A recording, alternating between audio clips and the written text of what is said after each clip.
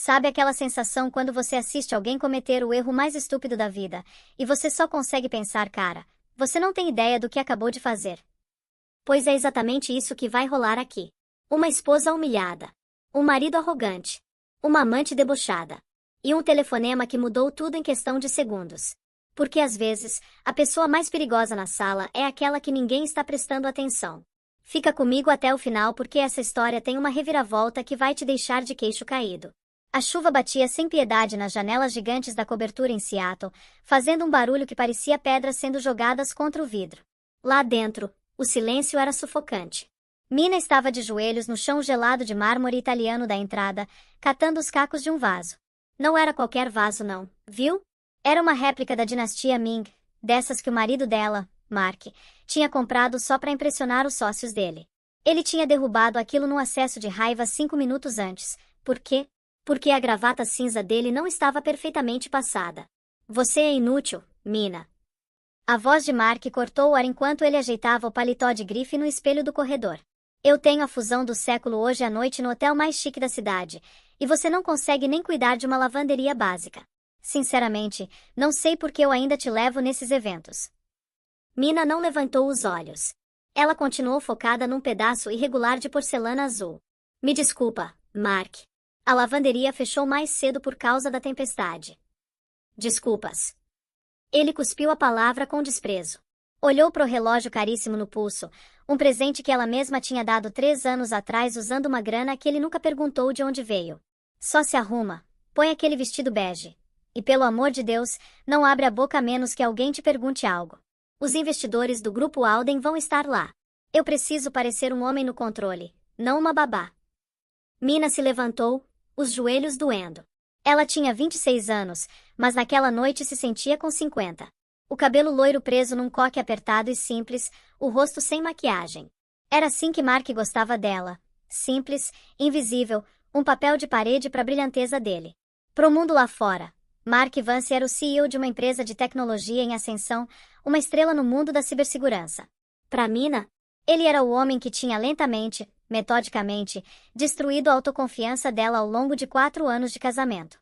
Vou estar pronta em 10 minutos, ela sussurrou. Mark nem respondeu. Já estava digitando furiosamente no celular, um sorrisinho no canto da boca. Mina conhecia aquele sorriso.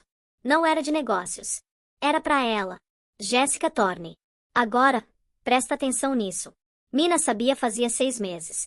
Começou com o cheiro de perfume caro nas camisas dele, um perfume que ela jamais usava. Depois vieram as noites trabalhando até tarde no escritório, as viagens de negócios para lugares paradisíacos, e os recibos de joias que nunca apareciam na mesinha de cabeceira da Mina. Jéssica era a nova vice-presidente de marketing dele. 23 anos, faminta por sucesso, e deslumbrante daquele jeito que grita por atenção. Ela era tudo que Mina estava fingindo não ser no momento. Quando Mina entrou no closet dela, olhou para o próprio reflexo no espelho. O tal vestido bege que Mark queria que ela usasse estava pendurado na porta. Era sem forma, mal ajustado, uma fantasia para capacho. Ela pegou o celular, um aparelho secreto que mantinha escondido dentro de um livro oco na prateleira. Tinha uma mensagem não lida de um número salvo apenas como L. Sua avó está perguntando por que você não foi ao chá de domingo. O conselho está ficando inquieto. Quanto tempo você vai continuar brincando de casinha com esse plebeu? Já faz 4 anos. O polegar de Mina pairou sobre a tela. Ela digitou de volta. Só mais um pouquinho. Ele está quase fechando o negócio com a Alden. Quando ele achar que ganhou, eu posso ir embora sem ele reivindicar metade do meu fundo fiduciário. Deletou a mensagem imediatamente. Vestiu o vestido bege. Prendeu o cabelo ainda mais apertado. Olhou para a mulher no espelho, a mulher que Mark Vance achava que era uma órfã pobre de uma cidadezinha no interior. Hora do show. Ela respirou fundo. Lá embaixo, Mark estava esperando no banco de trás do carro. Quando ela entrou, evitando o olhar dele, ele nem sequer a reconheceu. Estava numa videochamada. Sim, Jéssica. A apresentação está pronta. Ótimo. A voz de Mark ficou mais rouca, íntima. E o vestido vermelho? Perfeito. Você vai arrasar hoje à noite. Você é a verdadeira estrela dessa empresa. Ele não se importava que Mina estava sentada bem ali. Na cabeça dele, ela era mobília. O carro deslizou pelas ruas molhadas em direção ao hotel. Mina olhou pela janela, vendo a cidade passar embaçada. Hoje era noite. Ela podia sentir a tensão no maxilar de Mark, a arrogância irradiando dele como calor. Ele estava planejando algo. Ela só esperava conseguir sobreviver sem quebrar o personagem. Porque se o sangue Sterling nas veias dela fervesse, se ela deixasse a máscara cair, essa cidade não ia testemunhar apenas um divórcio. Eles iam testemunhar um massacre. O salão do hotel estava pingando ouro e cristal. Garçons em smokings brancos se moviam como fantasmas pela multidão, oferecendo bandejas de champanhe e caviar. O ar cheirava perfume caro e dinheiro velho, ou pelo menos a tentativa desesperada de parecer dinheiro velho. Mina estava parada perto de uma coluna na entrada, segurando um copo de água com gás. Mark tinha abandonado no segundo em que entraram pelas portas duplas, indo direto pro bar onde um grupo de investidores estava rindo alto. E lá estava ela. Jessica Thorne no centro da sala, impossível de não notar. Estava usando um vestido carmesim sob medida que abraçava cada curva, com uma fenda que subia perigosamente pela coxa. O cabelo escuro caía em ondas soltas sobre os ombros, e os lábios pintados de vermelho sangue.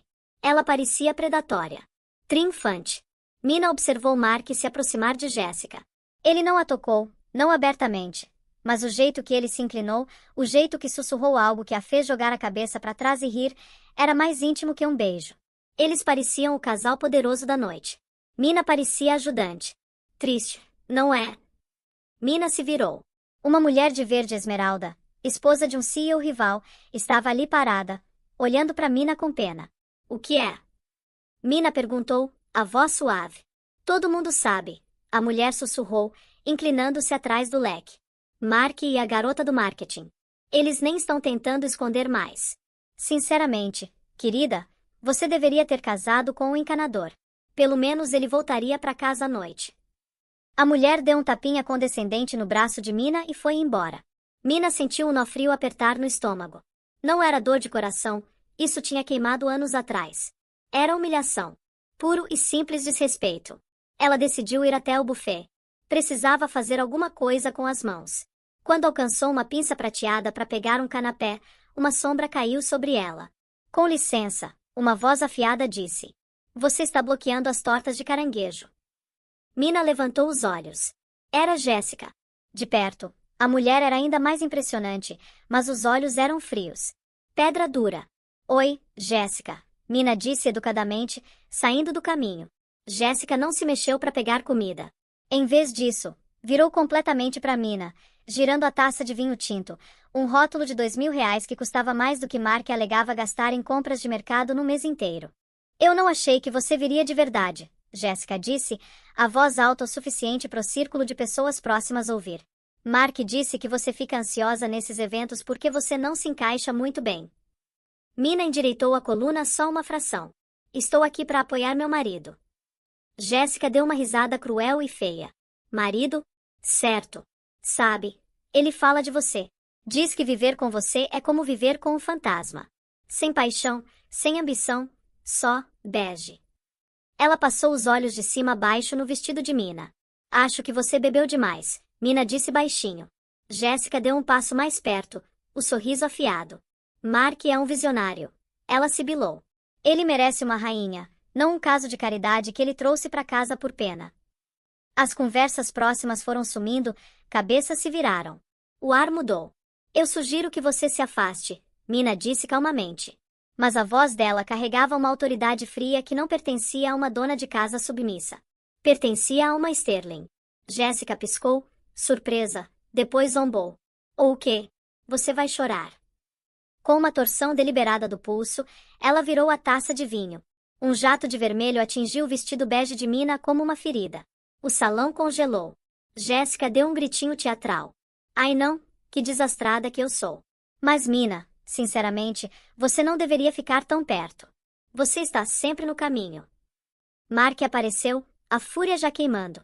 Ele olhou para Jessica agarrada no braço dele, depois para a esposa pingando vinho. O que aconteceu? Ele exigiu. Ela esbarrou em mim, Mark. Jessica choramingou. Acho que ela fez de propósito. Mark se virou para Mina. O que há de errado com você? Primeiro aparece parecendo uma bagunça, e agora está arruinando o vestido da Jessica. Ela jogou em mim, Mina disse firmemente, embora as mãos tremessem de contenção, não de medo. Não minta, Mark estourou. Jéssica é a convidada de honra. Você está sendo constrangedora. Ele se virou para a multidão. Minha esposa não está se sentindo bem. Ela está histérica. Depois para Mina, sai daqui. Banheiro ou carro, não me interessa. Só vai. Não consigo olhar para você. Atrás dele, Jéssica articulou uma palavra em silêncio. Ninguém. Mina olhou pro vestido manchado, pra multidão assistindo, pro nojo do marido. Algo dentro dela quebrou, e algo muito mais antigo subiu. Você quer que eu vá embora? Ela disse, a voz como uma lâmina. Eu disse, sai daqui. Beleza. Ela deixou cair o lenço de seda no sapato polido de Mark. Lembra desse momento. Você vai se arrepender de ter escolhido ela em vez de mim. Ela atravessou o salão, saiu pelas portas, e foi direto para a chuva de Seattle. Da bolsa, tirou um celular. É a Mina, ela disse quando a segurança atendeu. Prepara o jato. Traz os advogados. Todos eles. O protocolo está ativo, a voz perguntou. Mina olhou de volta pro hotel iluminado. Sim. Inicia o protocolo 0. Então olha para cima, senhora. Mina levantou o olhar. Cortando as nuvens de tempestade, as luzes de um helicóptero apareceram, descendo rapidamente em direção ao heliponto no telhado do hotel. Na lateral, iluminado pelo relâmpago, estava o brasão que Mark Vance nunca tinha visto, mas logo aprenderia a temer. Um leão prateado segurando uma espada. O clã Sterling tinha chegado. O vento das hélices chicoteou o cabelo de Mina ao redor do rosto, ardendo nas bochechas. Mas ela não se encolheu. Pela primeira vez em 4 anos, sentiu algo além de medo ou submissão. Sentiu poder. O helicóptero preto pousou no heliponto do hotel com a graça de um pássaro predador. A porta deslizou antes mesmo dos patins se assentarem completamente. 2 homens em trajes táticos saltaram primeiro, protegendo o perímetro com eficiência praticada. Então uma figura saiu da cabine escura. Era alto, vestindo um casaco de lã carvão sobre um smoking que custava mais que uma casa americana média. O rosto era afiado, angular, e atualmente torcido numa máscara de fúria fria. Alexander Sterling. O Duque de Ferro de Wall Street. E o irmão mais velho de Mina. Ele não correu até ela. Sterlings não correm. Mas fechou a distância com passadas longas e aterrorizantes. Parou a 1 metro de distância, os olhos cinza-aço varrendo sobre ela. Ele viu o vestido bege manchado de vinho barato. Viu a falta de joias. Viu a vermelhidão nos olhos. Você parece uma empregada, Alexander disse, a voz baixa e vibrando de raiva. É assim que ele te manteve. Como uma camponesa. Era parte do acordo, Xander, Mina respondeu, a voz firme. Eu queria saber se ele me amava por mim. Queria ter certeza. Alexander gesticulou para a mancha no peito dela. Você tem certeza agora? Tenho certeza, Mina disse. Queima tudo, Xander. Queima tudo. Alexander assentiu uma vez. Estalou os dedos.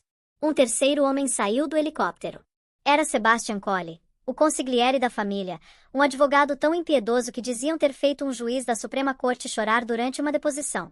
Estava carregando uma maleta prateada e um porta-traje. Os papéis estão prontos, senhorita Sterling, Sebastian disse, a voz suave como óleo. A aquisição da dívida pendente da VanceTech foi concluída há 3 minutos. Nós possuímos os empréstimos dele. Possuímos a hipoteca. Tecnicamente, até possuímos o carro que ele dirigiu até aqui hoje. Ótimo, Mina disse. Sebastian levantou o porta-traje. Sua avó insistiu. Ela disse, se você vai acabar com o casamento, deveria parecer uma viúva que acabou de herdar o império. Mina pegou a bolsa. Me dá 10 minutos. Você tem 5, Alexander disse, checando o relógio. O conselho de diretores está assistindo via satélite. Eles querem ver o preço das ações cair em tempo real. Mina entrou na suíte VIP privativa adjacente ao heliponto, reservada para hóspedes de alto perfil. Os 2 seguranças ficaram do lado de fora da porta. Lá dentro, ela tirou o vestido bege e jogou na lixeira sem um segundo olhar. Abriu o porta-traje. Era uma obra-prima. Uma peça vintage de arquivo Alexander McQueen, seda preta tomara que caia com um corpete estruturado que parecia armadura e uma saia que fluía como petróleo bruto. Era severa, elegante e incrivelmente cara. Ela soltou o cabelo do coque apertado, deixando as ondas loiras cascatearem pelas costas. Pegou um batom da penteadeira, um vermelho oxload profundo. Aplicou com precisão. Abriu o estojo de joias que Sebastian tinha deixado. Dentro estava as lágrimas Sterling, um colar de diamantes e safiras que tinha pertencido à bisavó dela. Valia 12 milhões de dólares. Mark tinha se recusado a comprar um buquê de flores de R$ 50 para ela semana passada. Ela prendeu as pedras pesadas e frias ao redor do pescoço. Olhou no espelho. Mina Vance, a dona de casa tímida, estava morta. Olhando de volta para ela estava Mina Sterling, herdeira de uma fortuna de 40 bilhões de dólares. Ela saiu da suíte. Alexander estava esperando, fumando um cigarro fino. Ele o jogou no chão e esmagou com o calcanhar. Pronta? Ele perguntou. Não, Mina disse, um sorriso sombrio tocando os lábios. Estou com fome. Lá embaixo no grande salão, a festa estava no auge.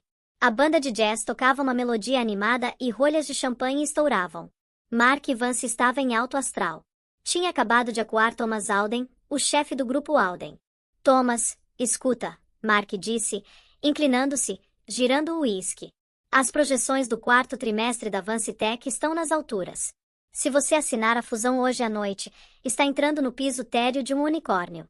Vamos esmagar a concorrência. Thomas Alden, um homem corpulento com bigode branco, parecia interessado. É tentador, Mark. Seus protocolos de cibersegurança são sólidos, mas ouvi rumores sobre problemas de liquidez. Mentiras plantadas por rivais, Mark riu, acenando a mão desdenhosamente. Minha esposa? Bom, você viu ela mais cedo. Ela é um dreno emocional, mas financeiramente eu sou o rei do castelo. Tenho controle total. Jessica Thorne deslizou até o lado de Mark, entrelaçando o braço possessivamente no dele. Ele é um gênio, Sr. Alden, e ele precisa de parceiros que entendam visão, não bagagem.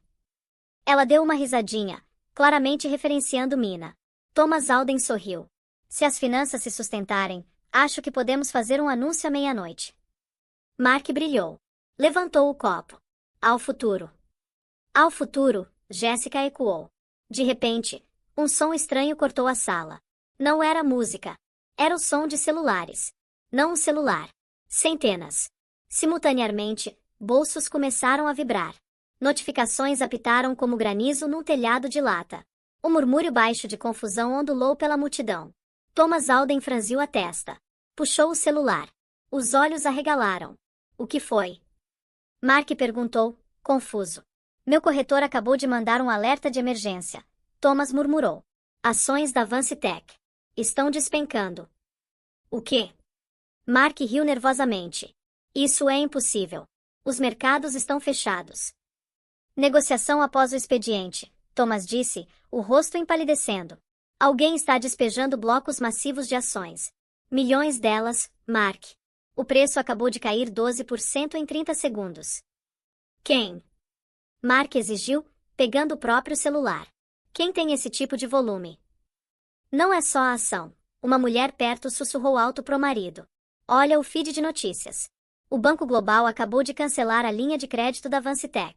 Estão alegando quebra de contrato devido à liderança instável. Liderança instável. Mark gritou, o rosto ficando vermelho. Eu sou o líder. Jessica olhou pro celular dela, o polegar rolando freneticamente. Mark, seus cartões de crédito. Acabei de receber uma notificação da conta da empresa. Diz cartão recusado. Congelado por alerta de fraude. É uma falha, Mark gritou, suor pingando na testa. Todo mundo se acalma. É um erro de sistema. Vou ligar pro banco agora mesmo. Ele discou pro gerente privado. Foi direto pra caixa postal. Os murmúrios na sala cresceram mais altos. As pessoas estavam se afastando de Mark e Jessica como se fossem contagiosos. No mundo da elite, pobreza é uma doença, e Mark Vance estava mostrando sintomas.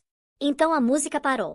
As portas duplas no topo da escadaria grande, geralmente reservadas para realeza ou chefes de estado, se abriram com um baque pesado. A sala caiu em silêncio. De pé no topo das escadas estavam 4 figuras. 2 grandes seguranças internos que inchavam de músculo. Entre eles estava um homem que irradiava autoridade aterrorizante. Alexander Sterling. Um suspiro atravessou a sala. É aquele. Thomas Alden sussurrou, derrubando o copo. É Alexander Sterling. Ele é dono de metade da Europa. Mark congelou. Conhecia o rosto das capas da Forbes. Porque Alexander Sterling estava aqui. Era um investidor? Estava aqui para salvar a Vance Tech?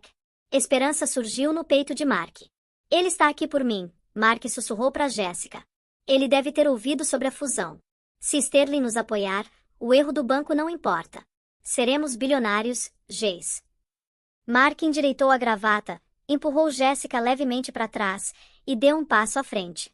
Preparou o melhor sorriso. Mas Alexander não desceu sozinho. Ele se virou ligeiramente e ofereceu o braço para a quarta figura. Uma mulher saiu das sombras. Estava usando um vestido preto que parecia engolir a luz.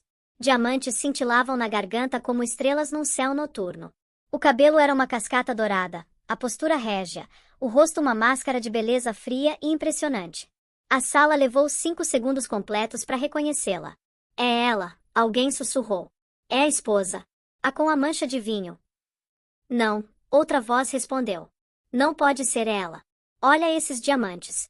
Aqueles são as lágrimas Sterling. Estiveram num cofre por 50 anos. Mark semicerrou os olhos. Piscou. Deu um passo para trás, as pernas batendo numa cadeira. Mina. Ele respirou. Mina não olhou para ele. Pegou o braço do irmão, e juntos começaram a descer a escadaria. O som dos saltos dela no mármore era o único som na sala. Clique, clique, clique, como uma contagem regressiva. Chegaram ao fundo das escadas, e a multidão se abriu como o mar vermelho. Ninguém ousou ficar no caminho deles. Caminharam direto até Mark e Jéssica. Mark tentou rir, mas saiu como um engasgo. Mina, amor, o que? De onde você tirou esse vestido? Você alugou. Ele olhou para Alexander Sterling, os olhos dardejando nervosamente. Senhor Sterling, senhor, não sei por que minha esposa está incomodando o senhor. Ela está um pouco confusa. Alexander olhou para Mark como se ele fosse uma barata na sola do sapato. Não falou. Só olhou para Mina. Mina deu um passo à frente. Ficou cara a cara com Jéssica. Jéssica estava tremendo. De perto, a diferença de qualidade era brutal. O vestido vermelho de Jéssica, que tinha parecido tão caro uma hora atrás, agora parecia barato e espalhafatoso perto da alta costura de Mina. Você me chamou de ninguém, Mina disse suavemente. A voz não era alta, mas no salão silencioso, chegou a cada canto. Jéssica abriu a boca, mas nenhuma palavra saiu. Deixa eu me apresentar adequadamente, Mina continuou, virando-se para a sala. Meu nome não é Mina Vance. Esse era um título temporário que mantive enquanto conduzia um estudo de campo sobre os limites da paciência humana. Ela fez uma pausa, deixando a tensão crescer. Meu nome, ela disse, erguendo o queixo, é Mina Catherine Sterling, acionista majoritária da Sterling Global. E a partir de 5 minutos atrás, a nova dona do Hotel Center Regis, o prédio em que vocês estão atualmente, e a detentora da dívida da Vance Technologies. Os joelhos de Mark cederam. Ele literalmente agarrou a mesa do banquete para se segurar. Sterling, ele chiou. Você é uma Sterling. E você? Mina olhou para Mark, os olhos mortos. Está invadindo minha propriedade. Sebastian Collie, o advogado, deu um passo à frente, abrindo a maleta prateada. Puxou uma única folha de papel e entregou para Mark. O que é isso? Mark gaguejou. Um aviso de despejo, Sebastian disse alegremente. Pro seu escritório, seu apartamento e seu carro. Já que a empresa era dona deles, e a senhorita Sterling agora é dona da empresa, ela decidiu liquidar os ativos. Mas somos casados, Mark gritou, tentando achar uma tábua de salvação. Eu fico com metade. Washington é um estado de propriedade comunitária. Eu fico com metade do seu dinheiro. Mina riu. Foi um som sombrio e rico que enviou arrepios pelas espinhas. Ah, Mark, ela disse, balançando a cabeça. Você se lembra do acordo pré-nupcial que você me fez assinar? Aquele que você insistiu porque achou que eu estava atrás das suas economias miseráveis. Mark ficou pálido. Ele lembrou. Tinha sido tão arrogante, tão certo de que ela era uma caça-fortunas, que tinha feito o advogado dele rascunhar um pré-nupcial brutal declarando que o que é trazido pro casamento permanece separado e o que é ganho permanece separado. Eu assinei, Mina sorriu. E já que eu trouxe 40 bilhões pro casamento e você trouxe dívidas, acho que a matemática é bem simples. Ela se virou para Jéssica. E você? Jéssica encolheu. Eu não sabia. Mina, por favor. Eu estava só fazendo meu trabalho. Seu trabalho era vice-presidente de marketing, Mina disse, não ladra de maridos. Mas não se preocupa. Tem um pacote de indenização especial para você. Mina estralou os dedos. Um dos guardas de segurança deu um passo à frente segurando uma caixa. Era uma caixa de papelão.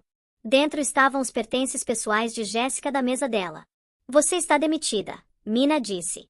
A segurança vai te escoltar para fora. Ah, e Jéssica? Jéssica olhou para cima, lágrimas escorrendo pelo rosto, arruinando a maquiagem. Aquela mancha de vinho, Mina apontou pro próprio peito agora coberto por milhões de dólares em diamantes. Lava. Mas a reputação de ser uma destruidora de lares que tentou intimidar uma Sterling? Essa fica para sempre. Boa sorte achando emprego nessa cidade. Ou em qualquer cidade. Mina se virou de volta pro irmão. Estou entediada agora, Xander. Vamos jantar. Estou com vontade de italiano. Espera. Mark gritou, se lançando para ela. Mina, você não pode fazer isso. Eu te amo. Foi um erro. O guarda de segurança interceptou ele, sem esforço empurrando de volta. Mark caiu no chão bem onde Mina tinha ficado mais cedo. Mina parou. Não se virou. Falou por cima do ombro. Você não me amava, Mark. Você amava se sentir superior a mim. Aproveita o sentimento de ser superior aos ratos no beco, porque é lá que você vai dormir hoje à noite. Ela foi embora, o irmão ao lado, deixando Mark e Vance ajoelhado nos destroços da própria vida, enquanto a cidade inteira de Seattle assistia em silêncio atônito. A chuva tinha parado, mas o frio se instalou, cortante e amargo. Mark e Jéssica estavam sentados no único lugar que estava aberto às 3 da manhã e não exigia reserva, uma lanchonete iluminada por luz fluorescente e gordurosa nos arredores da cidade. O contraste era chocante. 3 horas atrás, estavam bebendo vinho vintage no hotel mais chique da cidade. Agora estavam encarando canecas rachadas de café morno. O smoking de Mark estava amarrotado, a gravata desfeita. O vestido vermelho de Jéssica, antes uma declaração de poder, agora parecia ridículo contra o vinil rachado do banco. Ela estava tremendo, enrolada no paletó de Mark. A maquiagem borrada. Meus cartões estão mortos, Jéssica sussurrou, encarando o celular. Todos eles. Tentei chamar um Uber pro meu apartamento e a conta está suspensa. Meu senhorio acabou de me mandar mensagem. Diz que a transferência automática do aluguel voltou. Mark, estou sendo despejada. Mark bateu a mão na mesa, fazendo os talheres chacoalharem. Para de reclamar, Jéssica. É um congelamento temporário. É uma tática. Estão tentando nos assustar. Está funcionando. Ela sibilou. Mark, ela é uma Sterling. Você entende o que isso significa? Eles não processam pessoas, eles apagam elas. Precisamos ir embora. Precisamos pedir desculpas. Pedir desculpas. Os olhos de Mark saltaram. A humilhação no baile tinha fraturado algo na mente dele. Ele não conseguia aceitar que a mulher que tinha tratado como empregada era na verdade uma rainha. O ego dele não permitia. Eu construí aquela empresa. Vance Tech sou eu. Ela não pode simplesmente pegar. Existem leis. Ele puxou um pequeno pendrive prateado do bolso.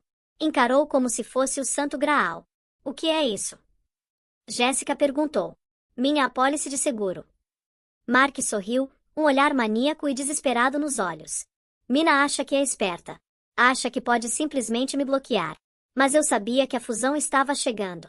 Semana passada, fiz um backup do código-fonte do protocolo Titan, nosso carro-chefe de cibersegurança não lançado. É a única coisa que o grupo Alden realmente queria. Os olhos de Jéssica arregalaram. Você roubou o código-fonte? Mark, isso é espionagem corporativa. Isso da cadeia. É meu código. Mark estourou. Eu escrevi a arquitetura central. Se não posso ter a empresa, vou vender o motor. Conheço um cara, Vitor Vukol. Ele dirige uma empresa rival no leste europeu. Tem tentado me contratar há anos. Ele vai pagar 10 milhões por esse pendrive. Dinheiro vivo, sem perguntas. 10 milhões. Jéssica se animou. O medo nos olhos dela foi momentaneamente substituído por ganância. Tem certeza? Certeza absoluta. Vendemos hoje à noite. Pegamos o primeiro voo pros Cayman amanhã. Vamos estar bebendo margaritas enquanto Mina tenta tocar uma empresa sem produto nenhum. Mark pegou o celular. Teve que usar um app descartável porque suspeitava que a linha principal estava monitorada. Discou um número que tinha memorizado há muito tempo. Vitor, Mark disse, a voz tremendo ligeiramente. É o Vance. Estou pronto para conversar. Sim, o protocolo Titã. Tenho ele hoje à noite. 10 milhões. Me encontra nas docas. Armazém 4B. 1 hora.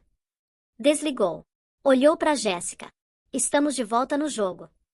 Jéssica olhou pro pendrive. Mordeu o lábio. Não estava pensando em nós. Estava pensando em eu. Se Mark vendesse o pendrive, ele seria um fugitivo. Mas se ela ajudasse, seria cúmplice. Mas então lembrou do rosto de Mina. O jeito frio e desdenhoso que tinha chamado ela de ninguém. A raiva acendeu de novo. Vamos fazer isso, Jéssica disse. Vamos fazer ela pagar. As docas de Seattle eram um labirinto de contêineres de transporte e sombras. A névoa rolava da água, obscurecendo a luz da lua. Era o tipo de lugar onde decisões ruins se transformam em fatais. Mark estacionou o carro alugado, um sedã surrado que tinha pagado em dinheiro, atrás de uma pilha de caixotes. Ele e Jéssica caminharam em direção ao armazém 4B. O vento uivava pelas estruturas metálicas. Não estou gostando disso, Jéssica sussurrou, os saltos dela clicando alto no pavimento. Está quieto demais. Relaxa, Mark sibilou. Victor é um profissional. Ele quer o código. Chegaram na porta metálica deslizante do armazém. Estava ligeiramente entreaberta. Mark empurrou para abrir. Lá dentro, o espaço era vasto e vazio, exceto por um único SUV preto estacionado no centro, os faróis apagados. Um homem estava encostado no capô. Era grande, vestindo um casaco de couro. Victor, Mark chamou, a voz ecoando. As luzes do armazém de repente acenderam, holofotes cegantemente brilhantes das vigas. Mark e Jéssica jogaram as mãos para proteger os olhos. Não exatamente, uma voz suave respondeu. O homem no carro deu um passo pro lado. Não era Victor. Era Sebastian Colley, o advogado da família Sterling. E ele não estava sozinho. Das sombras dos contêineres de transporte, figuras emergiram. Não eram bandidos, mas agentes federais. As jaquetas tinham as letras amarelas brilhantes. FBI. Mark congelou. Apertou o pendrive no bolso. Senhor Vance, Sebastian disse, caminhando para frente com um sorriso educado. E senhorita Thorne. Que gentileza de vocês se juntarem a nós. O quê? O que é isso? Mark gaguejou. Cadê o Vulko? Sr. Vulko está atualmente numa cela de contenção na sede da Interpol, Sebastian explicou agradavelmente. Você realmente achou que os Serlings não monitoram as comunicações dos nossos concorrentes? Sabíamos que você ligou para ele antes mesmo de você desligar o telefone. Mina saiu de trás do SUV. Não estava usando o vestido de gala mais. Estava vestida num terno branco impecável, imaculado e aterrorizante. Olhou para Mark com uma mistura de tédio e pena. Você caiu direitinho, Mark, Mina disse. Eu sabia que você era arrogante. Sabia que se sentia com direito ao seu trabalho. Só precisava que você cometesse o crime. Eu não fiz nada. Mark gritou, recuando. Isso é armação. Posse de segredos comerciais roubados, um agente do FBI disse, dando um passo à frente. Tentativa de vender tecnologia proprietária para uma entidade estrangeira. Conspiração para cometer fraude eletrônica. Eu não vendi ainda. Mark gritou. Puxou o pendrive e jogou no chão. Olha, não tenho. Não podem provar nada. Mina riu. Caminhou e pegou o pendrive. Ah, Mark. Ela suspirou. Não precisávamos que você vendesse. Só precisávamos que você pegasse. No momento em que você conectou esse pendrive no servidor do escritório para copiar os arquivos, nosso sistema de segurança sinalizou. Deixamos você baixar. Deixamos você sair pela porta. Deixamos você ligar pro Victor. Ela deu um passo mais perto. Por que te demitir não foi suficiente? Ela sussurrou, os olhos frios como gelo. Pegar seu dinheiro não foi suficiente. Eu precisava ter certeza de que você nunca, jamais, pudesse machucar ninguém de novo. Uma condenação criminal faz isso muito bem. Mark olhou ao redor. Os agentes estavam se aproximando. As paredes estavam se fechando. Ele se virou para Jéssica. Fala para eles, ele berrou. Fala que você me fez fazer isso. Você disse que precisávamos do dinheiro. Jéssica engasgou, recuando. Você me arrastou para cá. Eu te disse para não fazer isso. Ela é cúmplice. Mark gritou para os agentes do FBI, apontando um dedo trêmulo para a amante. Ela dirigiu o carro. Ela sabia de tudo. Prendem ela também. Jéssica olhou para Mark com puro horror. O homem que ela achava que era o bilhete dela para a alta sociedade estava agora tentando arrastá-la pro inferno com ele. Seu covarde. Jéssica cuspiu. Mina assistiu os amantes se voltarem um contra o outro com um aceno satisfeito. Oficiais, Mina disse calmamente. São todos seus. Os agentes se moveram, algemas clicaram. Mark Vance. O homem que pensava que era rei foi empurrado contra o capô do carro, seus direitos sendo lidos em voz monótona. Jéssica estava soluçando enquanto era algemada, implorando a Sebastian Cole por um acordo. Enquanto eram arrastados em direção aos veículos policiais, Mark torceu a cabeça para trás para olhar para Mina. Por quê? Ele gritou, lágrimas finalmente se misturando com a chuva no rosto. Por que você ficou por 4 anos se podia fazer isso? Por que deixou eu te tratar assim? Mina sinalizou para os agentes pausarem. Ela caminhou até Mark uma última vez. Porque meu pai me disse que para verdadeiramente entender o caráter de um homem, você precisa dar poder a ele sobre você, Mina disse suavemente. Eu te dei poder, Mark. Te dei minha devoção, meu silêncio e meu apoio. E você usou isso para me quebrar. Ela se inclinou perto. Eu fiquei para ver se você valia a pena salvar. Ela sussurrou. Não valia. Ela acenou para os agentes. Levem ele embora. Mina ficou parada no armazém vazio enquanto as sirenes sumiam na noite. Sebastian Cole fechou a maleta. Uma varredura limpa, senhorita Sterling, Sebastian disse. A mídia já está divulgando a história. CEO de tecnologia preso por espionagem. O preço das ações vai despencar pela manhã, nos permitindo comprar de volta as ações restantes por centavos. Você vai possuir 100% da empresa ao meio-dia. Excelente, Mina disse. Ela não parecia feliz. Só parecia cansada. O carro está esperando, senhora, Sebastian disse. Sua avó está te esperando nos Hamptons. Ela quer discutir a reestruturação. Mina se virou para sair, mas parou. Olhou para o local onde Mark tinha ficado. Sebastian. Sim, senhora. Manda flores para a cela da Jéssica, Mina disse. Sebastian ergueu uma sobrancelha. Flores? Posso perguntar por quê? Manda um buquê de rosas mortas, Mina disse, virando em direção à porta, com um cartão que diz, ele nunca foi seu. Foi só sua vez. 3 anos tinham passado desde a noite do vinho tinto e da chuva.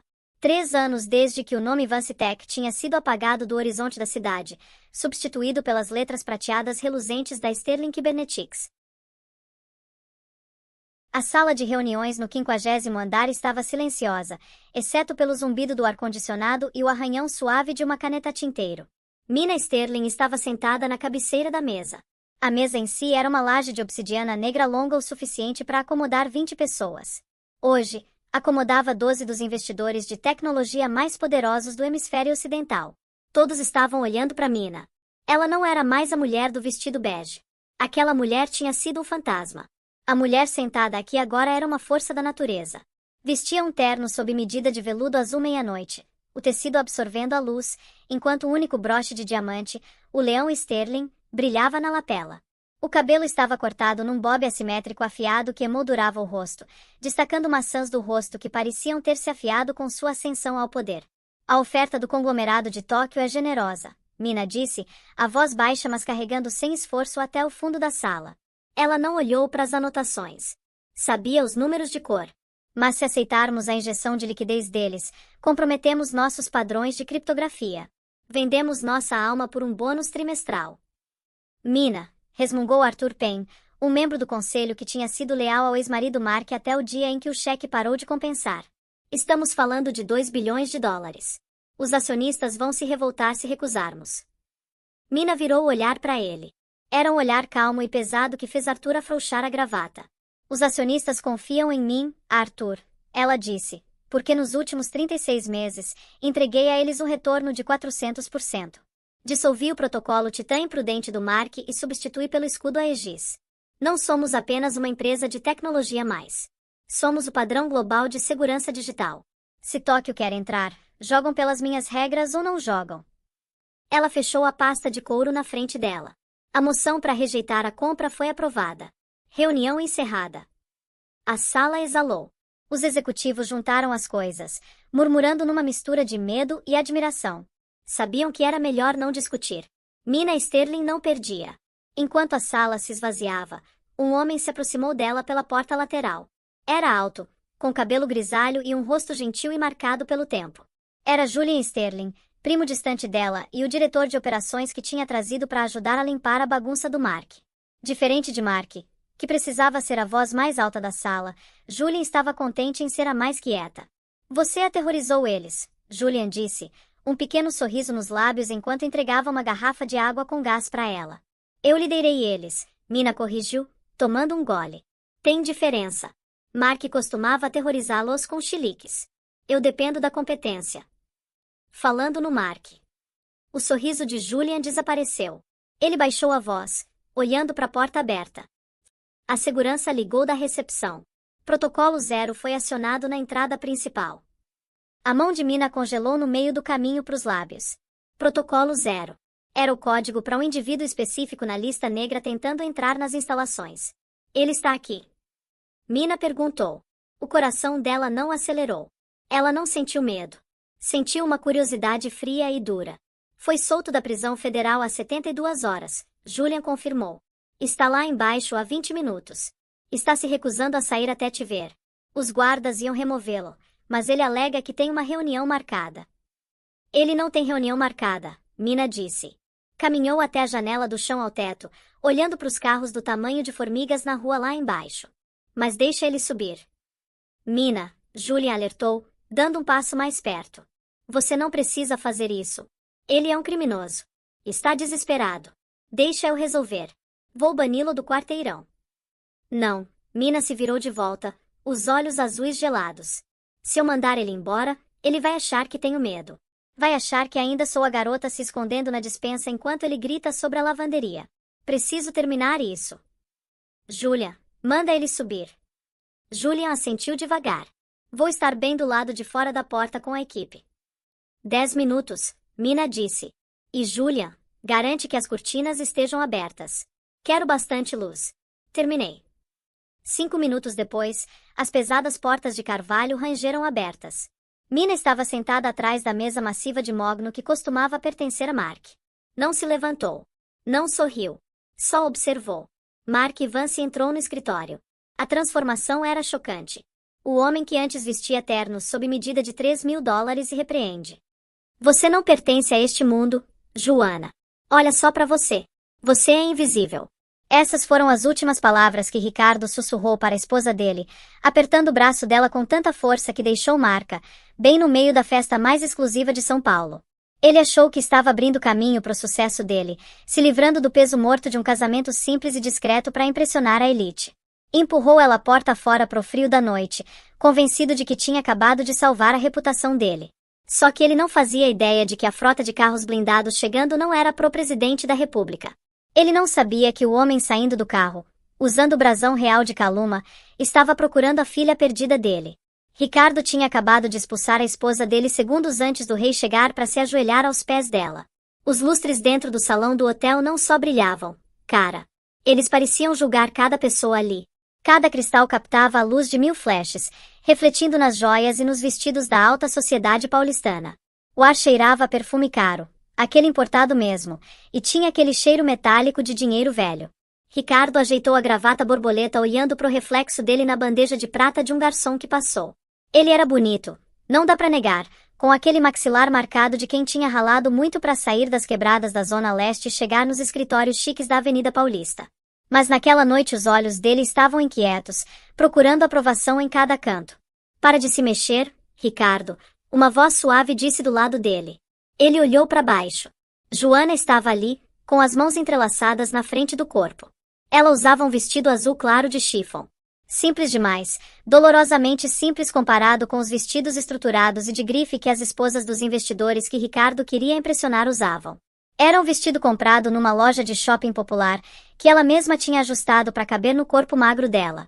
Eu não tô me mexendo, Ricardo respondeu seco, a voz baixa para não chamar a atenção dos convidados por perto. Tô estrategizando. E você? Tá pisando na barra do seu vestido. Parece uma menina perdida no museu. Joanna estremeceu, mas o rosto dela continuou calmo. Os olhos dela, de um azul violeta impressionante, tinham uma profundidade que Ricardo nunca se deu ao trabalho de explorar. Só tô tentando te apoiar, Ricardo. Você disse que essa noite era importante. Importante? Joanna, esse é o baile beneficente Esmeralda. O empresário Monteiro tá aqui. Dizem que até o vice-governador vai aparecer. Minha fusão inteira com a empresa depende de eu parecer que pertenço aqui. Ele tomou um gole de champanhe, os nós dos dedos brancos apertando a taça. E sinceramente, Joana, você tá dificultando muito as coisas. Joana olhou para os sapatos dela, Scarpa Nut simples e meio gasto na ponta. Achei que tava bonita, ela sussurrou. Prendi o cabelo do jeito que você gosta. Não é sobre estar bonita, é sobre parecer cara, Ricardo murmurou, virando o ombro e afastando dela quando viu um cliente em potencial. Nos últimos 3 anos tinha sido assim entre eles. Quando se conheceram, Ricardo era um analista júnior ralando muito, e Joana era uma bibliotecária quieta que fazia trabalho voluntário no abrigo de animais. Ela tinha sido o refúgio dele. Fazia chá quando ele trabalhava até tarde, ouvia as reclamações dele sobre política no escritório e acreditava nele quando mais ninguém acreditava. Mas conforme a conta bancária do Ricardo crescia, a memória dele das dificuldades que eles passaram juntos sumia. Ele começou a ver Joana não como parceira dele, mas como uma relíquia da pobreza que ele desesperadamente queria esquecer. Ela não sabia fazer networking. Não bebia. Não ria das piadas grosseiras que os empresários faziam. Ela só estava ali. Olha só. São os Ricardo. Uma voz estridente cortou as conversas. Ricardo ficou tenso. Se aproximando deles estava Isabela Vance, a filha do CEO da maior empresa do ramo. Ela era tudo que Joana não era. Barulhenta, coberta de rubis e agressivamente confiante. Usava um vestido vermelho que deixava pouco para a imaginação e custava mais que a casa onde Ricardo cresceu. Isabela, Ricardo disse, a voz instantaneamente se transformando em veludo suave. Ele pegou a mão dela e beijou-a acima. Você tá deslumbrante essa noite. Isabela deu um sorriso de canto, os olhos passando por Joana com desprezo. E você trouxe a esposinha. Que fofo. Ela se inclinou, sussurrando alto o suficiente para Joana ouvir. É o mesmo vestido que ela usou na festa de Natal do ano passado. Ricardo. Sério? Sustentabilidade é moda, mas pobreza não é. O rosto do Ricardo ficou vermelho. É um favorito dela. Valor sentimental. Que chato. Isabela suspirou, entrelaçando o braço no do Ricardo, efetivamente cortando Joana do círculo. Vem, Ricardo. Meu pai tá ali no bar conversando com o senador. Ele quer te perguntar sobre as projeções do 3º trimestre. Você explica melhor que seus e-mails. Ricardo hesitou por uma fração de segundo. Olhou para Joana. Ela estava sozinha agora, empurrada pela multidão, parecendo pequena e frágil. Um marido decente teria incluído ela. O marido amoroso teria defendido ela. Mas Ricardo era um marido ambicioso. Fica aqui, ele ordenou para Joana, a voz fria. Não fala com ninguém. Não me envergonha. Já volto. Ele deixou Isabela o arrastar, deixando a esposa dele parada sozinha no meio do salão, sob o olhar julgador dos lustres. Joana observou ir embora, um sorriso triste e estranho tocando os lábios dela. Ela levantou a mão e tocou o pequeno medalhão de prata que sempre usava escondido sob o vestido. Ele realmente não sabe, né? Ela sussurrou para si mesma. 1 hora se passou. Joana tinha recuado pro canto do salão, parada perto de uma samambaia grande, segurando um copo de água com gás. Ela observava Ricardo trabalhando a sala. Ele estava no elemento dele, rindo, apertando mãos, exalando carisma. Parecia um rei na cabeça dele. Ela olhou pro relógio dela, uma peça velha de pulseira de couro que parecia arcaica perto dos Rolex na sala. 9h45 da noite. Eles devem estar chegando, ela pensou. Tentei avisar ele. Tentei mesmo. Ela tinha tentado falar com Ricardo aquela manhã. Tinha sentado com ele na mesa do café e disse, Ricardo, minha família, eles podem vir visitar em breve. Tem coisas que eu não te contei. Mas Ricardo estava no celular checando ações. Joana, não tenho tempo para os seus primos do interior vindo pedir dinheiro. Mantém eles longe de casa enquanto eu fecho esse negócio. Ele não tinha escutado. Ele nunca mais escutava. De repente Ricardo apareceu na frente dela.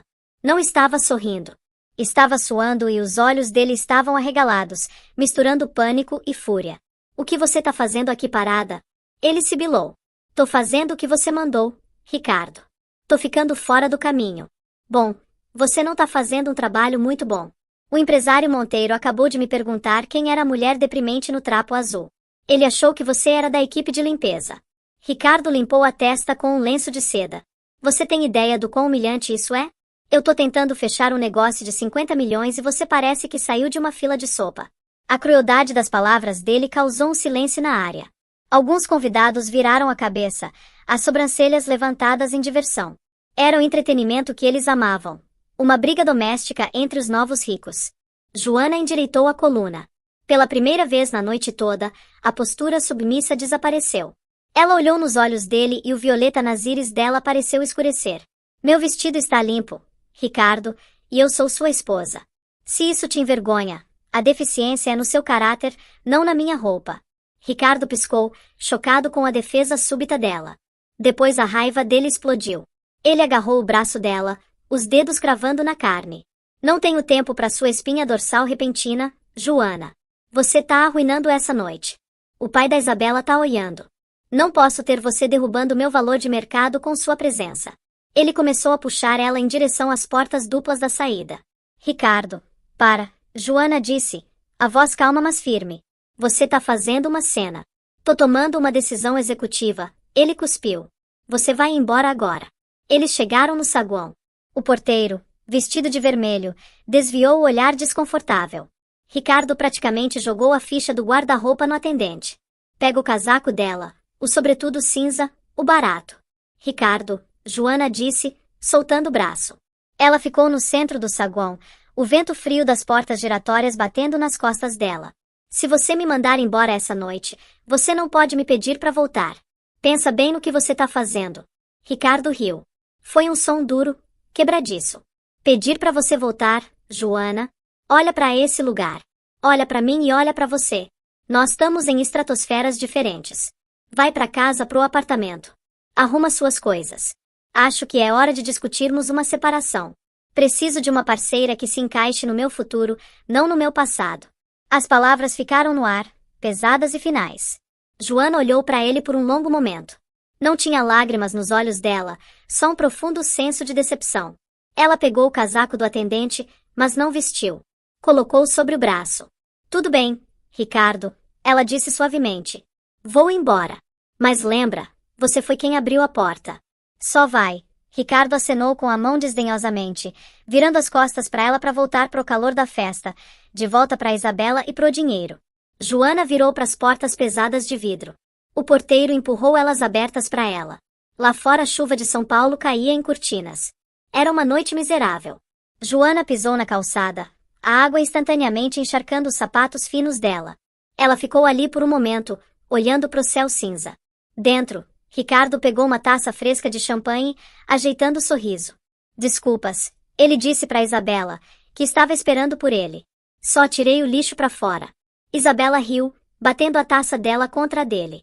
Pra mobilidade ascendente, querido. Pro futuro, Ricardo concordou. E então o chão tremeu. Não era terremoto. Era o som de motores. Motores enormes e poderosos. A conversa no salão morreu quando luzes azuis e vermelhas piscaram contra as janelas altas, apagando o brilho quente dos lustres. Mas não eram luzes de polícia. Eram acompanhadas pelo ritmo profundo e ritmado de motocicletas, dezenas delas. Ricardo franziu a testa, caminhando em direção à janela com vista para a entrada. O que tá acontecendo? É incêndio? Lá embaixo a rua tinha sido isolada. O trânsito foi interrompido nas duas direções. Uma falange de motocicletas da polícia, as sirenes tocando em rajadas sucintas, formou uma formação em V. Atrás delas rolou um comboio que fazia os carros de luxo dos convidados parecerem brinquedos. 6 SUVs blindados pretos com bandeiras diplomáticas nos capos. E no centro um veículo que raramente era visto em ruas públicas, uma limusine Bentley estatal, alongada e reforçada, com uma bandeira roxa real com um brasão de falcão dourado no centro. O presidente, alguém sussurrou. Não, o empresário Monteiro disse, se posicionando ao lado do Ricardo, o rosto pálido. É um padrão real, mas não brasileiro. É o brasão de Caluma. Ricardo apertou os olhos. Caluma. O pequeno reino europeu, aquele com trilhões em reservas de diamantes. Exatamente, Monteiro murmurou. Mas o que diabos eles estão fazendo aqui? Ricardo sentiu um nó estranho se formar no estômago. Ele olhou para a entrada. O comboio tinha parado bem em frente ao hotel. Os porteiros estavam correndo, desenrolando um tapete vermelho que parecia ter se materializado do nada. Homens de terno escuro com pontos de ouvido pularam dos SUVs, protegendo o perímetro com precisão militar. Eles empurraram os paparazzi que estavam esperando pelas celebridades menores lá dentro. Então a porta traseira da Bentley abriu. Um homem saiu. Ele era alto, imponente, com cabelo prateado e uma barba bem aparada. Usava um terno escuro sob medida que provavelmente custava mais que o carro inteiro do Ricardo. Mas foi a faixa no peito dele, roxa e dourada, e o pequeno broche de coroa intrincado na lapela que entregou. Rei Alarico III de Caluma, o homem conhecido como Monarca de Ferro. Mas o rei não caminhou em direção à entrada do hotel. Não olhou para as câmeras. Ele olhou para a figura solitária parada na chuva, usando um vestido azul chifon encharcado e segurando um sobretudo cinza. Ricardo pressionou o rosto contra o vidro. Aquela é a Joana. Isabela riu nervosamente atrás dele. O que ela tá fazendo? Ela tá bloqueando o caminho do rei. Vai ser presa. Ah, isso é perfeito. Ricardo, sua esposa tá prestes a ser derrubada pela guarda real. Ricardo observou, a respiração embaçando o vidro. Ele esperava que os seguranças empurrassem Joana para lado. Ele esperava que o rei ignorasse a camponesa parada no caminho dele. Em vez disso, o rei parou. Ele ignorou o guarda-chuva oferecido pelo assistente. Ele caminhou direto para a chuva torrencial, os sapatos caros dele respingando nas poças. Ele caminhou direto até Joana, e então o impensável aconteceu. O monarca de ferro, o governante de Caluma, o homem que fazia primeiros ministros tremerem, se curvou. Ele baixou a cabeça diante da esposa do Ricardo. Então ele pegou as mãos geladas dela nas dele e as beijou. A taça de champanhe do Ricardo escorregou dos dedos dele. Bateu no chão e se estilhaçou, o som ecoando no salão silencioso como um tiro. O silêncio no salão era absoluto. Era um vácuo sugando o ar da sala. 200 das pessoas mais ricas de São Paulo estavam pressionadas contra as janelas do chão ao teto, testemunhando uma cena que desafiava toda a lógica. Lá embaixo na calçada a chuva continuava caindo, mas Joana parecia imune a ela agora. O rei Alarico se levantou, tirando o paletó do terno e envolvendo ternamente nos ombros da Joana. Ele disse algo para ela, algo que fez Joana acenar lentamente. Dentro, a mente do Ricardo estava acelerada, falhando. Identidade trocada, ele pensou freneticamente. Ela parece com outra pessoa. Talvez ela tenha sido empregada dele, babá dele. Ricardo. Isabela sussurrou, a voz tremendo. Porque o rei de Caluma tá dando o paletó dele para sua esposa. Antes do Ricardo poder responder, as portas do salão se abriram violentamente. Não era a equipe do hotel. Era um esquadrão de 6 guardas reais vestidos com uniformes cerimoniais mas funcionais, ostentando a insígnia do falcão dourado. Eles se moveram com velocidade aterrorizante, protegendo a sala, os olhos escaneando a multidão procurando ameaças. Atrás deles caminhou o gerente do hotel, parecendo que ia ter um ataque cardíaco, e uma mulher alta e severa segurando um tablet. Senhoras e senhores, a mulher anunciou, a voz projetando sem microfone. Por favor, permaneçam onde estão. Sua Majestade, Rei Alarico, está entrando nas instalações. Um suspiro coletivo passou pela sala. As pessoas começaram a arrumar desesperadamente as gravatas e alisar os vestidos. Isabela Vance parecia que ia desmaiar. Ela agarrou o braço do Ricardo. Temos que cumprimentar ele. Ricardo, é agora. Se conseguirmos tirar uma foto com ele. Ricardo se sentiu entorpecido. Não conseguia se mexer. Só conseguia olhar fixo para as portas abertas. Um momento depois o rei Alarico entrou. Mas ele não estava sozinho. Caminhando ao lado dele, o paletó dele envolvido nos ombros dela como uma capa real, estava Joana. Mas ela parecia diferente. O cabelo molhado estava penteado para trás, revelando os arcos altos das maçãs do rosto. A postura dela tinha mudado. A curvatura tinha ido embora. Ela caminhava com uma graça natural e fluida que combinava perfeitamente com o passo do rei. Ela não olhava para o chão. Ela olhava direto para frente. A multidão se abriu como o mar vermelho. O rei e Joana caminharam pelo centro do corredor. Ricardo ficou congelado perto da mesa do buffet, Isabela agarrando o braço dele. Conforme eles se aproximavam, os instintos do Ricardo entraram em ação, os instintos de um vendedor. Tenho que consertar isso. Tenho que dominar isso. Ele deu um passo à frente, quebrando a linha. Joana, ele chamou, colocando seu melhor sorriso de marido benevolente, embora os olhos dele estivessem apavorados. Querida, aí está você. Tava tão preocupado quando você saiu na chuva. Eu tava indo te buscar. Ele estendeu uma mão para tocar o ombro dela, para reivindicar ela, para mostrar ao rei que ela pertencia a ele. Snap! Antes da mão dele chegar a 15 centímetros da Joana, um guarda se moveu com velocidade relâmpago. O pulso do Ricardo foi pego num aperto de aço. Ele foi torcido e forçado a se ajoelhar na frente de toda a assembleia. Soltem ele, Joana disse. A voz dela estava calma, mas carregava um tom de autoridade que Ricardo nunca tinha ouvido antes. Não era a voz da mulher que perguntava se ele queria chá. Era a voz de uma mulher acostumada a ser obedecida. O guarda soltou Ricardo, que tropeçou para trás, segurando o pulso. Isabela ofegou e se afastou dele, se distanciando da humilhação. O rei Alarico olhou para baixo pro Ricardo com olhos como lascas de gelo. Você, o rei ecoou. A voz dele era profunda, acentuada e aterrorizante. Você é o único que a mandou para a tempestade. Vossa Majestade, foi um mal-entendido, Ricardo gaguejou, suando profusamente. Eu não sabia. Quer dizer, Joana ela é minha esposa. Sua esposa. O rei soltou uma risada curta e sem humor. Ele se virou para a multidão, dirigindo-se à sala. Todos vocês veem uma mulher num vestido simples, o rei Alarico anunciou. Vocês veem alguém que achavam que estava abaixo de vocês, alguém que zombavam. Ele olhou fixamente para Isabela, que encolheu atrás de um garçom. Mas eu vejo meu sangue, Alarico continuou. Ele colocou uma mão pesada no ombro da Joana. Permitam-me apresentá-la adequadamente. Esta não é meramente Joana. Esta é Sua Alteza Real, Princesa Joana Aurélia de Caluma, Duquesa das Ilhas do Norte e a herdeira do meu trono. A onda de choque foi palpável. Um copo caiu no fundo da sala. Princesa, Ricardo sussurrou, a palavra com gosto de cinzas na boca dele. Mas você trabalhava numa biblioteca. Você morava num apartamento pequeno na Zona Leste. Joana se virou para encarar ele. A expressão dela não estava com raiva. Estava com pena. Eu deixei o palácio há 5 anos, Ricardo, ela disse suavemente. Eu queria saber se as pessoas podiam me amar por mim, não pelo meu título, não pelas minas de diamante ou pela coroa. Eu queria uma vida de verdade. Ela deu um passo mais perto dele. Quando te conheci, achei que tinha encontrado. Você era ambicioso, mas era gentil. Você não tinha nada e compartilhou comigo. Eu amei aquele homem. Ela olhou para Isabela, depois de volta para os convidados apavorados. Mas o dinheiro não mudou você, Ricardo. Ele revelou você. Você se apaixonou pelo reflexo de você mesmo num espelho dourado e esqueceu da mulher segurando ele para você.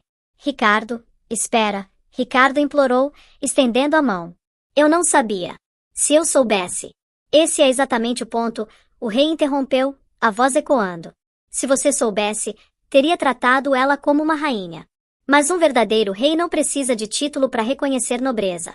Você tratou ela como lixo porque achou que ela não tinha valor, e isso, senhor Ricardo, é por isso que você nunca vai sentar na minha mesa. O rei se virou para Joana. Você tá pronta, minha filha? O avião tá esperando. Joana olhou ao redor da sala. Ela olhou para os rostos das pessoas que tinham zombado dela por anos, as esposas dos banqueiros, as socialites, Isabela. Todos estavam se curvando agora, fazendo reverência, desajeitadamente, terror nos olhos deles. Ela olhou para o Ricardo uma última vez. Ele parecia pequeno, patético. Tô pronta, pai, ela disse. Ela se virou e foi embora, as portas de carvalho pesada se fechando atrás dela, deixando Ricardo de joelhos no tapete cercado pelo vidro estilhaçado da própria ambição dele. As portas de carvalho pesadas do salão do hotel tinham se fechado, mas a vibração do fechamento delas parecia ondular por todo o corpo do Ricardo. Ele ainda estava de joelhos. A mancha úmida no tapete onde os sapatos molhados da Joana tinham ficado era a única prova física de que ela tinha estado ali. Por 10 segundos a sala ficou em silêncio total. Então os sussurros começaram. No início eram como farfalhar de folhas secas, mas rapidamente eles incharam num rugido de malícia sussurrada e animada. Ouviu? Uma princesa. Ela era uma princesa real. E ele expulsou ela. Ele literalmente jogou a herdeira do trono de Caluma na rua. Ricardo se levantou cambaleando, as pernas parecendo gelatina. Ele olhou ao redor desesperadamente procurando um aliado, procurando qualquer um que o olhasse com algo além de desprezo. Ele viu o empresário Monteiro, o presidente da empresa, o homem cuja aprovação Ricardo tinha passado 6 meses cortejando. Senhor Monteiro. Ricardo ofegou, correndo em direção ao homem mais velho perto do bar. Senhor, o senhor precisa entender que foi uma disputa doméstica. Não tem nada a ver com a fusão. Eu ainda sou o mesmo homem. O empresário Monteiro não apenas se virou. Ele recuou. Colocou o copo de uísque na mesa com um claque afiado. Senhor Ricardo, Monteiro disse, a voz carregando sem esforço sobre a multidão. A empresa se orgulha do julgamento. Nós investimos em homens que conseguem detectar valor, homens que conseguem ver o futuro. Monteiro se aproximou, o rosto dele uma máscara de nojo frio. Você tinha um diamante na sua casa e tratou ele como uma pedra. Se você é cego demais para ver o valor da sua própria esposa, como posso confiar em você com os milhões dos meus acionistas? Mas é só um casamento, Ricardo implorou. No nosso mundo, Ricardo, tudo é pessoal, ele retrucou. O negócio morreu. Não entre em contato com meu escritório de novo. Ricardo assistiu enquanto Monteiro sinalizou o prospecto dele e saiu. Os dominós estavam caindo rápido. Ricardo, uma voz ronronou do lado dele. Era Isabela Vance. Ele girou, uma faísca de esperança acendendo no peito dele. Isabela entendia a ambição. Ela entendia o jogo. Isabela, graças a Deus. Você entende, né? Foi um erro. Posso consertar isso. Se eu só chegar em Caluma, se eu explicar. Isabela riu. Não era o risinho flertador que ela tinha usado antes. Era um som seco e zombeteiro. Ela estendeu a mão e pegou o lenço de seda do bolso do Ricardo, aquele que ele tinha usado para limpar o suor, e deixou cair no chão. Você realmente não entende, entende? Ela disse, os olhos dela brilhando. Eu gostava de você porque você era um tubarão, Ricardo, um vencedor. Mas hoje à noite você não é um tubarão. Você é a isca, e você fede desespero. Ela se inclinou perto, o perfume dela enjoativo e doce. Suicídio social não é uma boa cara no homem. Deleta meu número. Ela se virou e foi embora, o vestido vermelho dela balançando como uma lâmina. Dentro de 20 minutos o salão estava vazio. A equipe começou a limpar as mesas, evitando contato visual com o homem parado sozinho no centro da sala. Ricardo saiu para a noite paulistana. A chuva tinha parado, mas o ar estava gelado. O carro dele estava lá, mas ele não entrou. Ele caminhou. Ele caminhou por horas, os sapatos de couro social dele formando bolhas nos pés, até chegar no apartamento deles na Avenida Paulista. Era uma cobertura estéril e moderna, toda vidro, cromo e couro cinza. Era a casa que ele tinha insistido que comprassem porque parecia à parte. Ele abriu a porta. Joana, ele chamou por hábito. O silêncio respondeu ele. Ele entrou no quarto. O lado dela da cama estava arrumado perfeitamente. Ele abriu o armário dela. Estava praticamente vazio. Ela não tinha levado muito, só as roupas velhas dela. Os vestidos caros que ele tinha forçado ela a comprar para aparências ainda estavam pendurados, as etiquetas deles como fantasmas. Na mesinha de cabeceira dela não tinha bilhete, nenhuma carta dramática de despedida. Tinha só uma pequena caixa de veludo. Ricardo sentou na borda da cama, as mãos tremendo enquanto abria. Dentro estava o anel de noivado de prata barato que ele tinha comprado para ela 3 anos atrás quando ele era um analista júnior com dívidas até o pescoço. Ele lembrou do dia que deu para ela. Eles estavam comendo pastel na feira. Ele tinha pedido desculpas por quão pequeno o diamante era. É a maior coisa do mundo para mim, Ricardo, ela tinha dito, os olhos brilhando. Porque veio de você. Ele olhou fixo pro anel agora. Do lado dele, enfiado no forro de veludo, estava um pequeno pedaço de papel dobrado. Ele desdobrou. Era um recibo de uma casa de penhores datado de 3 meses atrás. Item: corrente de ouro pesada, valor R$ 2.000. Ricardo franziu a testa. Porque ela empenharia uma corrente. Ele dava uma mesada para ela. Pequena, ele controlava com dinheiro, acreditando que ela não entenderia como investir, mas o suficiente para compras. Então ele viu o segundo recibo embaixo. Pagamento por serviços de alfaiataria sob medida para terno Ricardo para baile Esmeralda. Custo: R$ 2.000. Ricardo parou de respirar. Ele lembrou de reclamar sobre o caimento do smoking dele. Ele lembrou de gritar que não tinha tempo para ir no alfaiate. Ele lembrou de chegar em casa um dia e encontrar o terno perfeitamente ajustado, pendurado no armário dele. Ele tinha presumido que ela usou o dinheiro da casa. Ela tinha vendido a única peça de joalheria que ela possuía da infância dela, uma corrente de ouro que ela nunca tirava, para consertar o terno dele para a festa onde ele expulsou ela. Um som gutural rasgou da garganta do Ricardo. Ele caiu para trás na cama, se enrolando em volta do anel de prata barato, e pela primeira vez em 10 anos Ricardo chorou. Ele não chorou pelo negócio perdido.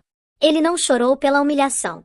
Ele chorou porque o silêncio no apartamento era ensurdecedor. E ele finalmente percebeu que a mulher quieta e entediante que esperava por ele toda noite era a única coisa na vida dele que tinha sido real.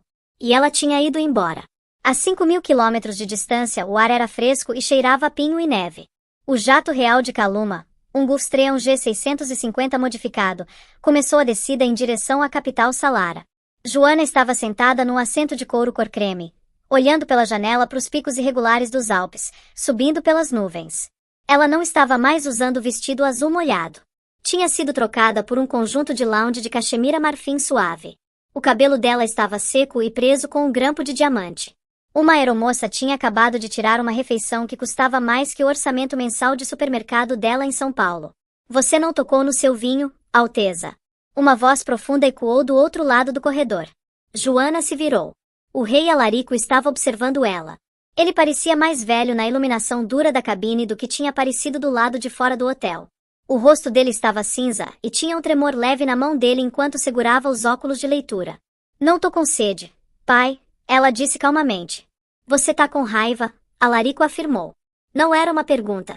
Tô cansada, Joana corrigiu. Você fez uma cena e tanto. Você humilhou ele. Ele humilhou a si mesmo. Alarico latiu, os olhos dele piscando. Eu observei ele por 3 anos, Joana. 3 anos eu deixei você brincar de casinha com aquele plebeu. Eu tinha meus agentes reportando sobre ele todo mês. Eu genuinamente esperava, que ele fosse digno de você. Eu queria que ele fosse o homem que valorizava a mulher, não o status. Se ele tivesse ficado do seu lado hoje à noite, se ele tivesse defendido você contra aquela víbora no vestido vermelho, eu teria feito dele um duque. Eu teria dado o mundo para ele. O rei se inclinou para frente, a voz dele caindo para um rosnado. Mas ele quebrou você. Eu vi nos seus olhos. Você estava desaparecendo, Joana. Você estava se tornando um fantasma na sua própria vida. Eu não criei um fantasma. Eu criei uma rainha. Joana olhou de volta para a janela.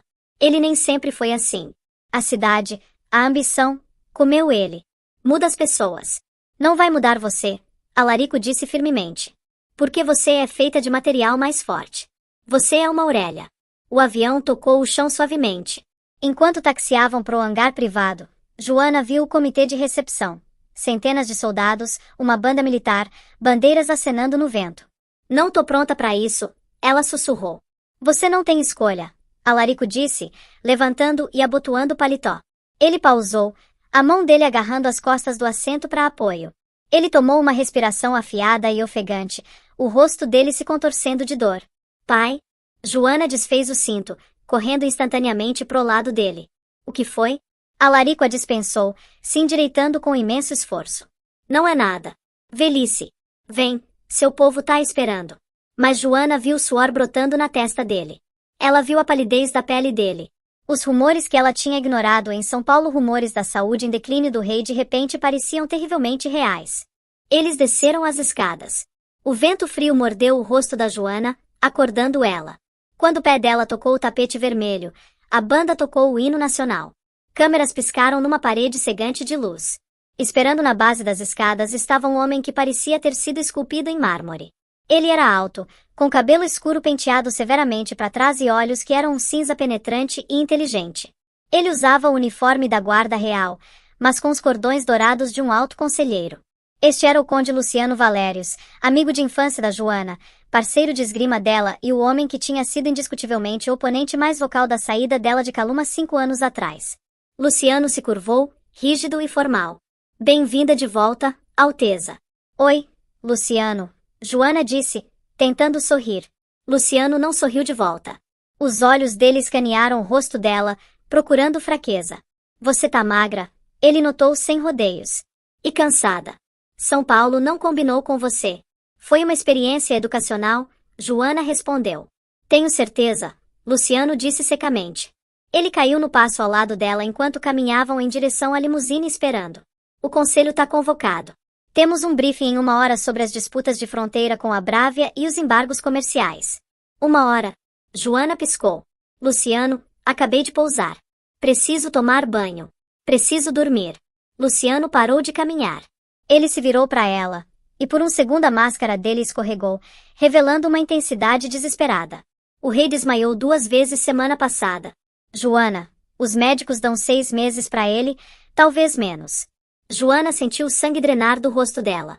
Ela olhou pro pai dela, que estava acenando para a multidão, parecendo forte e invencível. Ele não me contou. Ele não quer que você se preocupe, Luciano disse. Mas eu preciso que você se preocupe porque os lobos estão circulando. O Duque de Westphal já está desafiando a sucessão, alegando que você abandonou seu dever correndo para brincar de dona de casa no Brasil. Se você quer manter esse trono, Se você quer proteger o legado do seu pai, você não pode dormir. Você tem que governar começando agora. Joana olhou para o palácio se erguendo à distância, uma fortaleza de pedra e vidro na beira de um penhasco. Era lindo, mas era uma prisão. Em São Paulo ela era invisível. Aqui ela era um uau.